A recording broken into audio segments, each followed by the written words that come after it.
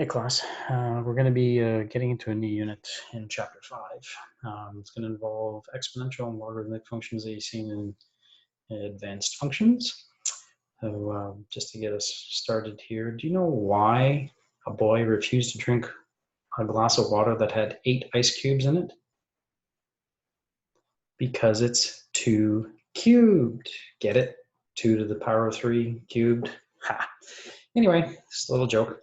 So on the Google Drive, I've posted this very, very quick, lightning fast review of an exponential and logarithmic functions, just to talk about some transformations and things you've already covered in the previous course, MHF, more than likely. So as you can see, just referring to some of the compressions and stretches, nothing too extravagant. There are a couple of reminders, just a few things. There was a change of base formula you should have seen in the advanced functions course. Comes in pretty handy if you don't have a calculator that will allow you to enter a logarithm with a particular base other than 10, because the LOG button on your calculator is for base, correct, base 10 only. That was, little pause there for you. Okay, so it just has some information here regarding some of the laws that you saw in the advanced functions course, a couple of quick little examples and some review. And that's mainly the first few sections of, or the first couple sections of the textbook. Anyway, so feel free to take a look at that at your leisure. There is also a worksheet if you wish to do some additional review. There are a couple of parts to it though. Part A and Part B you should be okay with. Where things will get a little weird is Part C. So that's going to cover a concept I'm going to cover briefly and in just a couple of moments. So you might want to leave that for a little bit, but I'll leave that up to you to decide how much work you want to do. There are some solutions posted for you as well.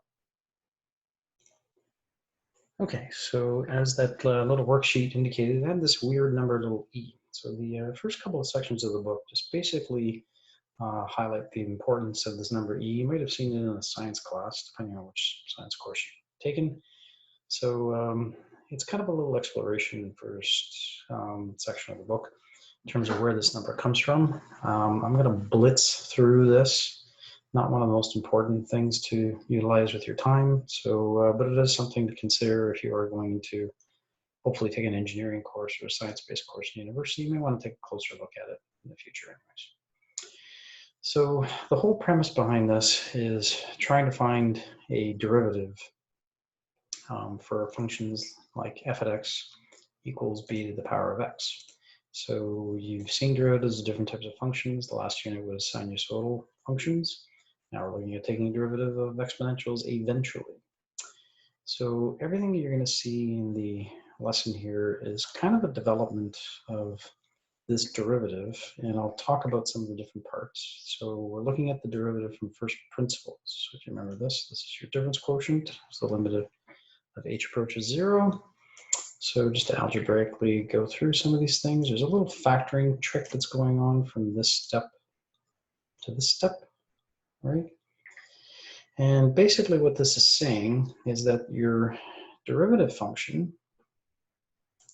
involves exactly the same expression that you start with, but there's an added component to it that you'll see in a moment in terms of what this actually represents.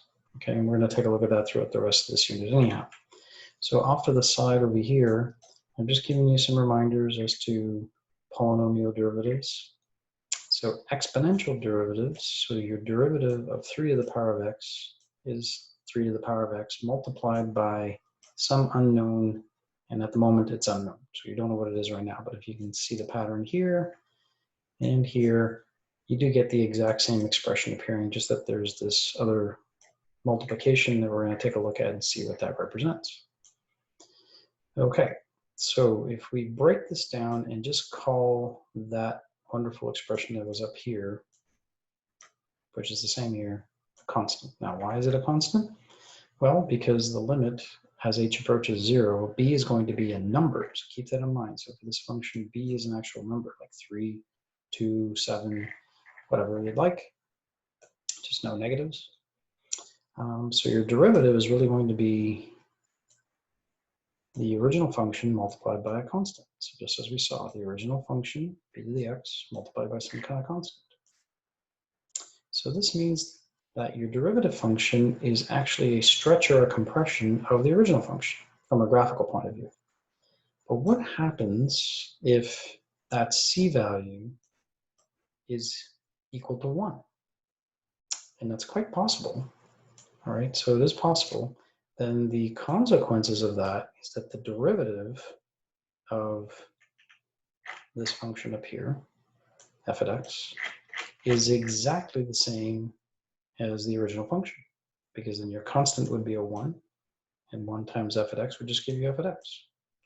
So there was a little Desmos demonstration I was going to show you, but we're going to kind of blitz through that. All right, I'm going to just kind of skip that out. What ends up happening is that this base value for this limit to equal 1, okay, and there's mathematical proofs you can take a look at. There's some Desmos things I can share with you if you're really interested, but that entire limit becomes the value of 1 only when the base is approximately 2.7.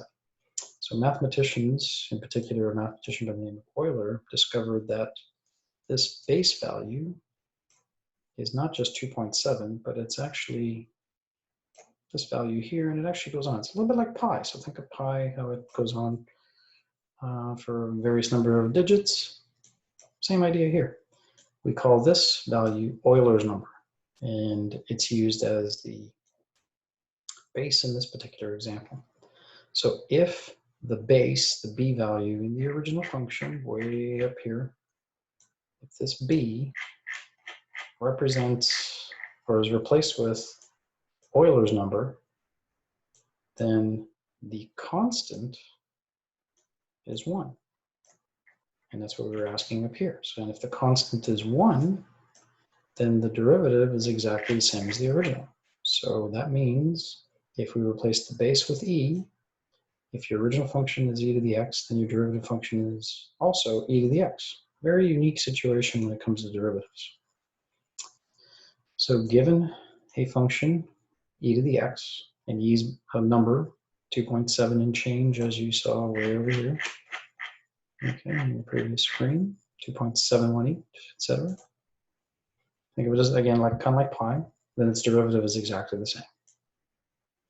And that's very unique in derivatives, right? So another way you can take a look at this is in a business application for something called continuous compounding, right? And again, there's things online you can take a look at. I've kind of completed the very quick definition in here. And this also takes it to a more complicated concept of the fundamental limit of calculus, okay, which says that if n approaches 0, then 1 over n must approach infinity. Think of it as if n gets really small, then 1 divided by an extremely small number must be very large. So the value of e can then be written using a different limit, all right? And again, don't worry about this Desmos file business. So some of the key concepts. The symbol e is an irrational number whose value is defined as this here. Now, there's other definitions you might see online, but that is one way of defining it. The value of this limit lies between 2.71 and 2.72, right? The rate of change of an exponential function is also exponential. Now, you might think that came out of nowhere, but take a look. So if your derivative represents your rate of change, so if you're starting with an exponential function, which this is, your derivative or your rate of change function is also exponential. That's where that language is coming from. So now the stretching or compressing part, that we're going to get to a little bit later on. So if the base is not e, something else is going to occur, but we're not going to see that until a little bit later on. All you need to be concerned about right now is if you're given a function that involves e to the x, where your base is e, then your derivative is automatically e to the x. So that's all you need to worry about right now. And that's essentially it for the first couple of sections, or at least first section. Okay, so what does 5.2 involve? Well, 5.2 involves something called a natural logarithm. So in the previous section of the book, 5.1, it talked about this new number e. So now we're going to take a look at something called a natural logarithm. You're familiar with logarithms from the MHF. Here's a little sample one. So you're given an exponential function 2 to the power of x. Its inverse we call a logarithmic function. So inverse, remember, swapping the x and the y values, or variables, I should say. But this is the more common format where you have your log function written that way. So we have an exponential function. Actually, I'm going to just make a small little correction to make it a little bit more familiar to you. Okay, so this would be x equals 2 to the power of y. That's better. And then another format solving for y would be y is equal to log base 2 x. So remember how logarithms work. Logarithms always ask a question. So what is the exponent for the 2 that provides the result that you're looking for? So the exponent for the 2 has to be a y right there. So 2 to the power of y. So base 2 exponent value. You might remember that from the advanced function course, hopefully.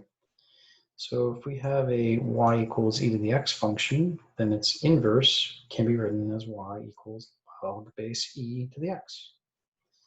Now, that's a very special type of logarithmic function because e is Euler's number and is a very special number. So because it's special, we give it some special notation. Now, this is not ln, it is the natural logarithm of x, or logarithm naturalis, as it's pronounced in Latin, right? So it means natural logarithm. So that's a notation you would use, and this is equivalent to this here, right? So it means exactly the same thing. So a natural logarithm of x is the same as log base e of x, exactly the same thing, just written differently. And just as a quick little reminder, your graphs for e to the x is an exponential, still has a y-intercept of 0 and 1, has that exponential shape, and your horizontal asymptote of y equals 0. And there's some common information here for you to take a look at regarding the domain and range. Your natural logarithm has the same shape as a regular logarithm, base 10. Same x-intercept, 1 and 0 as a base 10 logarithm. Same vertical asymptote, x equals 0. So it's just the base of e. Right? So these two things are exactly the same. So whether you write it as log base e of x or natural logarithm of x, they mean exactly the same thing. All right, now the good news is, even though this is a very special logarithm, all of the rules you used in your prior course apply here. In your calculator button, you should also have a couple of features using natural logarithm. You'll also see an e to the power of x. So you have to keep those in mind when you're dealing with certain questions. Okay. So the natural logarithm of e to the x is actually equal to x, and e to the natural logarithm of x is equal to x. So these are just logarithmic laws that you saw in your previous course. So imagine the e being replaced with a b. These should be familiar rules that you've seen previously.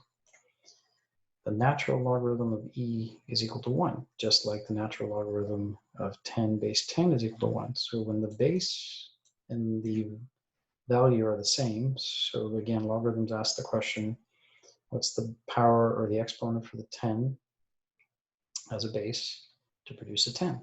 Well, the exponent would have to be a 1. So this has the same meaning. The natural logarithm of e to the power of 1 will give you e. So same idea. Now your methods for solving questions that involve e are exactly the same as what you did with logarithms, except if it's a base e, instead of taking the log of base 2 or base 10 of both sides, you take the natural logarithm of both sides. And then that allows you to use your power law, as you may remember from logarithms. Not a derivative, just a power law from logarithms. Keep that in mind, it is not a derivative. So this exponent in this expression for the logarithms can be written as a coefficient. Natural logarithm of e is 1. So in trying to solve for x, that's your final expression. After, of course, you move the one to the other side. I've given you a summary of these the logarithmic laws in the 5.0 lesson to take a look at. So you can review some of those if you've forgotten them. Change of base property also applies. Hopefully you remember this from the advanced functions. So one way of writing the logarithm of 4 base 3 is to write it as this fraction. Log base 10, notice the base isn't written, so we automatically assume 10, base 4 divided by log 3. Now this is handy if you do not have a calculator function that you can just enter this completely.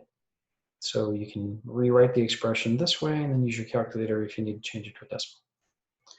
You'll notice that in this next part here, I can switch the log base 10 to log base e, which is a natural logarithm. So it's just a different way of writing it. Either way, no matter which way you use it, these will be exactly the same decimal results. No difference whatsoever. Okay. So this next example is just basically playing with calculator. So as long as you can use your calculator and effectively get the same results I have here, and you should practice that, please make sure you do so. Write as a single natural logarithm. So in the advanced functions course, it would have looked this way. Write as a single logarithm. So again, these are using your logarithmic laws. This first one would use your product law since there's a plus sign. So you would multiply the 5 and the 8. But again, it's a natural logarithm, so the logarithms have to have the same base. So these logarithms are both natural logarithms. So it would be the natural logarithm of 5 times 8, which is 40. And then again, all these other examples are just highlighting things that we have done before. Don't worry too much about this. So again, the 2 can be moved as an exponent to the 18 because it's a coefficient. That's one of the logarithmic laws. Applies to natural logarithms. Your subtraction implies a quotient using the quotient rule. So 18 squared divided by 9 gives you the natural logarithm of 36. No need to change it to a decimal. And then algebraically, you can do some similar concepts, and hopefully this last example makes some sense again. So again, taking this entire expression 4x squared, raising it to the power of 3, taking the 2 and using that as an exponent there, and then finally your quotient because there's a subtraction. Simplifying from there gives you natural logarithm of 64x to the power of 4. Solving for x. Notice it says decimal places, probably going to need a calculator. So e to the x equals 16. Now, what's happening here is I've taken the natural logarithm of both sides. So natural logarithm of e to the x is x, just like we talked about previously. Natural logarithm of e to the x is x. Natural logarithm of 16, that's what your calculator's for. Just punch it in, 3 decimal places is what's required, and that's it. So the next example here, a little bit more complicated. This is a bit of a sneaky one. So here, you can think of it as rewriting in logarithmic form.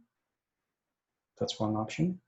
Or you can raise both sides as exponents and then put a base e. Now, why would you use base e? Well, natural logarithm. So when you have a base of e and your exponent has a natural logarithm with the same base, your value becomes your result. Can't remember if I have that as a review up here or not. I do, right here. Okay, so natural logarithm of base e, e to the x becomes x, right here. All right, so in this case, e to the power of natural logarithm x squared or x minus 1 squared gives you x minus 1 squared. And this would be e to the power of 4. All right. Now, if you could have gone from here to here immediately, just reminding that this is log base e. So e to the power of 4 gives you x minus 1 squared. That is another technique you could have used more efficiently or quickly if you prefer. All right. Taking the square root of both sides, must consider the factors of plus or minus, and add 1 to both sides, and you're going to wind up getting 2 decimal equivalents. Okay. Now, as an alternative, this is another option that you could have used to solve. Use logarithmic laws to bring the 2 down as a coefficient, divide both sides by 2, and then write it in logarithmic form, because there's log base e here. So this is the same as log base e, so e to the power of 2 gives you x minus 1, and then etc. You would wind up getting exactly the same solutions as over here, because you get to the same step, more or less. All right. Okay, so those are just different alternatives in terms of writing. And then this one here. So you might be wondering, how did that happen so quickly? Well, again, take a look at the question. You have a base of e and a natural logarithm in the exponent. They kind of cancel each other out. It's one way of thinking of it to give you the 2x.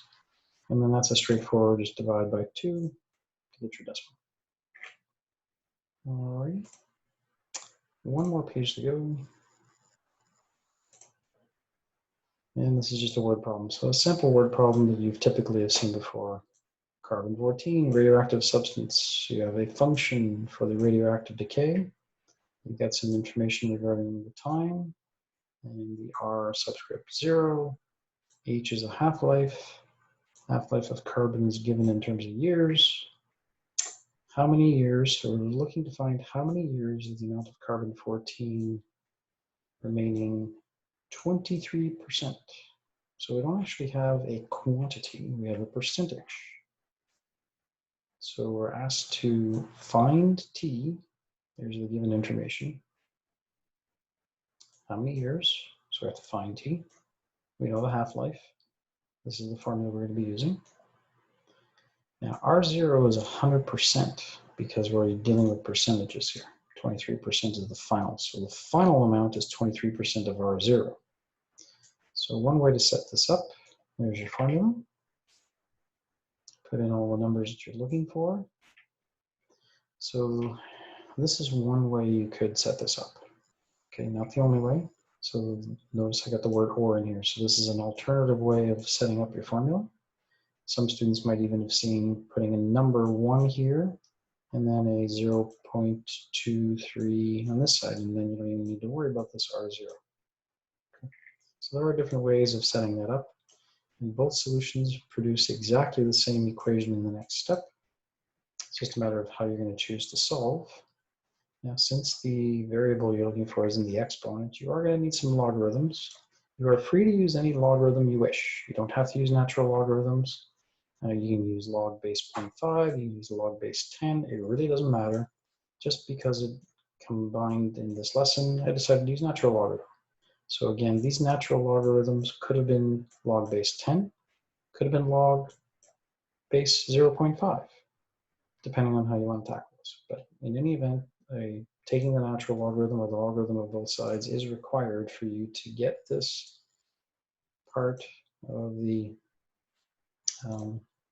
expression down as a coefficient so that you'll be able to solve for t. Very much like you did in the advanced functions course. And then come up with a final conclusion. And just keep in mind your t is in years. Okay, so a lot of years. And you notice I made some reference to that worksheet that I've assigned as well. Okay, so again, the reason why I was split is that worksheet can apply to both the review as well as topics from this question. So I'll leave it up to you to decide how many questions from each of the different topics and lessons that you have seen in terms of covering them efficiently.